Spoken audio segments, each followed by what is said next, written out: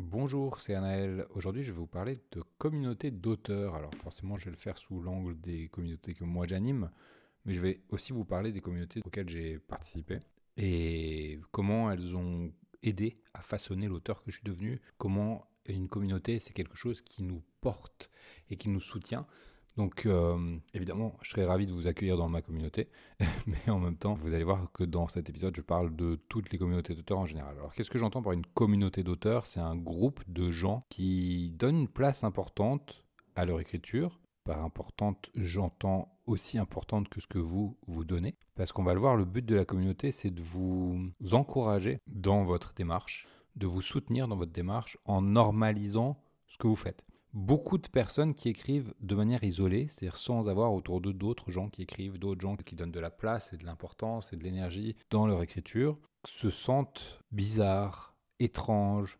Et ça, c'est un phénomène naturel. Quand on n'a personne avec qui échanger sur ce dont est fait notre quotidien, ou en tout cas une partie significative de notre quotidien, ça va nous paraître, par comparaison, bizarre, à justifier, à défendre.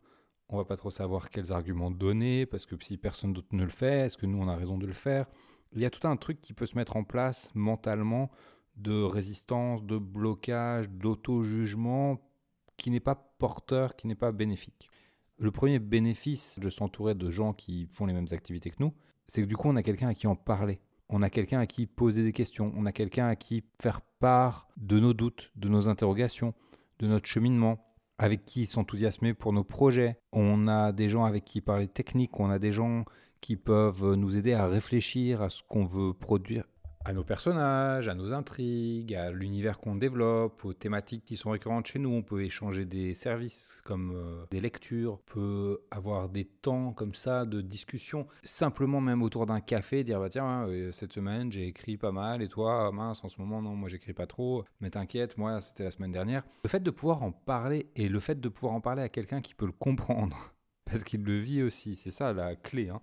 C'est d'avoir quelqu'un en face de soi qui hoche la tête quand on parle, parce que cette personne, elle se reconnaît complètement dans ce qu'on dit. Ce simple retour, finalement, visuel, même de non-verbal, de quelqu'un qui dit « ouais, ouais », qui hoche la tête et qui exprime que « oui, je comprends, moi aussi, je suis passé par là, c'est pas facile ». Et puis, on en sort. Tiens, j'avais telle ressource qui m'a aidé. Le simple fait d'avoir quelqu'un qui va venir valider ce qu'on traverse, c'est quelque chose qui peut nous soutenir énormément, qui peut nous faire énormément de bien, dans le sens où ça nous maintient dans notre motivation. Parce que c'est dans les instants où on commence à douter de nous. En fait, les moments où on est un peu plus fragile, ça crée des interstices dans lesquels le doute s'insinue. Et une fois que le doute s'est insinué, c'est très compliqué de le faire partir. Et une fois qu'il est là, il grignote, il grignote, il grignote, il mange notre motivation, on commence à procrastiner, on commence à plus trop croire au projet, on commence à se demander quoi ça sert finalement de faire ce projet-là. Et le simple fait, encore une fois, de pouvoir dans ces moments-là, mais aussi dans les moments d'enthousiasme, dans les moments où ça se passe bien, avoir quelqu'un à qui on dit bah écoute, voilà ce que je fais en ce moment, et toi, et l'autre qui nous dit bah voilà ce que moi je fais en ce moment, et il n'y a pas de regard étrange qui dit mais pourquoi tu fais ça? Mais enfin personne passe 3 heures par jour à écrire des bouquins, enfin c'est n'importe quoi, qu'est-ce que tu attends de ça? Ce regard un petit peu chargé de toutes nos craintes, parce que finalement la personne en face peut-être elle est juste curieuse, avec quand on n'est pas face à quelqu'un qui écrit, le regard qu'on reçoit, ça peut être un simple regard de curiosité, mais ça peut aussi être un regard un peu jugeant, ou en tout cas c'est un regard dans lequel nous on va projeter pas mal de jugements. Et même s'il n'y a pas de jugement, et même si on ne projette pas de jugement, on va percevoir de l'incompréhension. Et cette incompréhension peut nous interroger sur notre démarche, peut venir nous faire douter du bien fondé du temps, de l'énergie, des efforts qu'on investit dans notre projet d'écriture, Et là, j'entends pas le projet de livre, j'entends vraiment cette démarche de faire de la place dans notre vie pour l'écriture. S'entourer de gens qui écrivent, c'est d'abord et avant tout normaliser nos choix de vie, nos choix d'écriture. Et ensuite, là où ça devient intéressant, une fois que ça s'est installé, une fois qu'on est installé dans un truc de bah ouais, j'écris et bah les autres aussi, c'est normal. Une fois que ça s'est installé, on va pouvoir apporter autre chose ou tirer autre chose de la communauté, qui est un regard critique. Critique dans le sens qui interroge, dans le sens un regard qui pose des questions, un regard qui est un petit peu expert, ou en tout cas qui a suffisamment de savoir-faire et d'expérience du métier, de la pratique, pour nous renvoyer un reflet utile. C'est-à-dire qu'on peut avoir quelqu'un qui va nous dire « Ok, t'écris, c'est bien », mais qui n'apporte rien à notre conscience et à notre compréhension de nous-mêmes, ou on peut avoir quelqu'un qui nous dit « Ah ouais, ok, tu fais ça ». Moi, je me souviens quand j'ai eu une expérience pareille, que j'écrivais de la SF par exemple, j'ai rencontré telle et telle difficulté et voilà ce que j'ai fait. Ah, et puis tiens, moi aussi à un moment donné, je me suis posé la question de savoir comment on faisait du suspense et j'ai lu telle phrase de Hitchcock, ou j'ai fait telle formation avec telle autre personne, ou j'ai regardé telle vidéo, attends, je te l'envoie.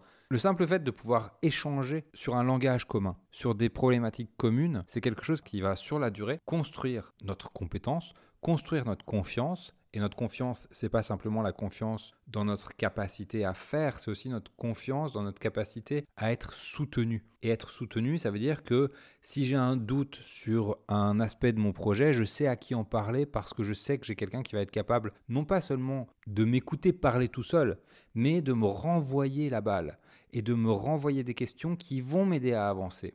Et pour moi, ça a été déterminant dans toute ma vie d'auteur, d'être entouré d'autres auteurs, de pouvoir parler des difficultés du métier, de pouvoir parler technique, de pouvoir écouter les autres me parler de où ils en étaient et partager leur expérience avec moi et leur expérience qu'ils étaient en train de vivre sur leur projet, les ressources qu'ils étaient en train de trouver, n'a pas toujours fait sens pour moi au moment où je l'entendais, mais ça a construit petit à petit des briques comme ça, de références sur lesquelles j'ai pu m'appuyer, à partir desquelles j'ai pu construire ma propre confiance et ma propre représentation du métier, mes propres ressources, ma propre méthodologie. Une communauté d'auteurs, ça se trouve assez facilement aujourd'hui grâce à l'Internet. Il y a plein de communautés en ligne, il y a plein de gens qui écrivent, qui peuvent être sur des forums, sur des Discord, sur des Slack, sur des choses comme ça. C'est intéressant d'aller explorer, d'aller essayer de rencontrer des gens. Et à l'origine d'une communauté, il y a juste une prise de contact, une rencontre avec quelqu'un, de dire « Ah tiens, j'aime bien ce que tu fais, j'ai bien aimé tel post que tu as fait, est-ce qu'on échange, est-ce qu'on discute, etc. » Une communauté, c'est pas forcément des gens qu'on retrouve régulièrement. C'est pas un cercle d'auteurs nécessairement. C'est pas un mastermind dans lequel on vient toutes les semaines pour parler de son avancée. Ça, c'est des choses qui sont qui sont intéressantes quand on est dans une démarche avec un peu plus d'attente, où on a envie de professionnaliser notre manière de faire. J'ai du mal à trouver les mots justes parce qu'il y a une telle variété de profils de personnes qui ont envie d'avoir un cadre un petit peu plus contraignant, un petit peu plus régulier, un petit peu plus rigoureux, que c'est difficile de synthétiser, de dire bah tiens, c'est pour des gens qui veulent devenir professionnels, tiens, c'est pour des gens qui veulent absolument éditer, c'est pour des gens qui veulent écrire 3 bouquins par an. C'est pas vrai, c'est pas que ça, c'est pour des personnes qui se sentent l'envie, le besoin d'une proximité plus régulière, peut-être parfois un peu plus prescriptive aussi, avec leurs repères. Une communauté d'auteurs, ça peut être plein de choses. Ça peut être simplement que je sais que je peux aller sur un forum, papoter et juste avoir des conversations au quotidien. Quand je dis au quotidien, c'est vraiment quand ça me prend, une fois par semaine, une fois par mois, une fois par an, tous les jours, 3 fois par jour. Je peux avoir des conversations autour du métier, autour de la pratique. Il y a des gens qui viennent partager des expériences de pratique. Moi, je viens partager mes expériences de pratique. On n'est pas forcément là pour régler des problèmes. On n'est pas forcément là pour pousser notre pratique plus loin. On est simplement là pour échanger, pour pouvoir se sentir appartenir à un groupe de pairs. Encore une fois, pour normaliser la pratique. Ça, c'est hyper important de normaliser la pratique, de ne pas se sentir un alien au milieu de son groupe social, parce que c'est là où les doutes rentrent. C'est là où les doutes se font leur chemin à l'intérieur de nous et nous sape le moral, nous sape la motivation. Un groupe de pairs ou une communauté d'auteurs, ça peut être un cercle de lecture ou un cercle d'auteurs, c'est-à-dire c'est un petit groupe de personnes, 4, 5, 6, une dizaine max, avec qui on se retrouve pour faire des soirées toutes les semaines, tous les mois, tous les 2 mois, peu importe, et avec qui on échange sur le métier. Alors, tu travailles sur quoi toi en ce moment? Ah ouais, ok, moi je travaille sur ça, et puis c'est passé ça. Tiens, t'as lu cet article? Ah non, je l'ai pas vu, je te l'enverrai. On fait ce truc d'une petite soirée thématique où on se retrouve avec des gens qui partagent les mêmes passions, qui partagent le même désir d'écrire, qui partagent la même réalité de devoir trouver du temps pour l'écriture, de devoir se débattre avec cette complexité qui est l'écriture créative. Et puis, le fait de les retrouver, ça permet encore une fois de rester dans le bain et puis de se sentir encadré, de savoir qu'on a ses ressources. Et c'est chouette aussi. Et puis après, on a des groupes plus avancés, plus structurés, dans lesquels on va mélanger le groupe de pairs, mais aussi une sorte de personne ressource, ou en tout cas un point ressource, c'est-à-dire qu'on va pouvoir venir, on sait qu'on peut venir poser des questions techniques, qu'on va recevoir un accompagnement technique si on en a besoin. Ça, c'est ce que moi je fais dans le mastermind, c'est-à-dire qu'on se réunit et chaque semaine, les personnes viennent avec là où elles en sont. Et des fois, elles ont juste besoin de s'entendre parler de leur projet, de partager là où elles en sont de leur projet. D'autres fois, elles ont besoin de régler des questions précises. Et elles savent qu'il y a ce groupe qui est disponible, qui offre un cadre que chacun peut s'approprier comme il en a envie, mais qui est un cadre non pas destiné simplement à socialiser entre auteurs, non pas simplement à normaliser l'écriture, mais à aller un petit peu plus loin C'est un cadre qui permet d'avoir un accompagnement sur des questions précises quand on en a besoin. Et puis après, il y a les formations. Les formations, je les mets un petit peu à part parce que les formations ne donnent pas forcément toujours, voire rarement, naissance à des groupes de pairs.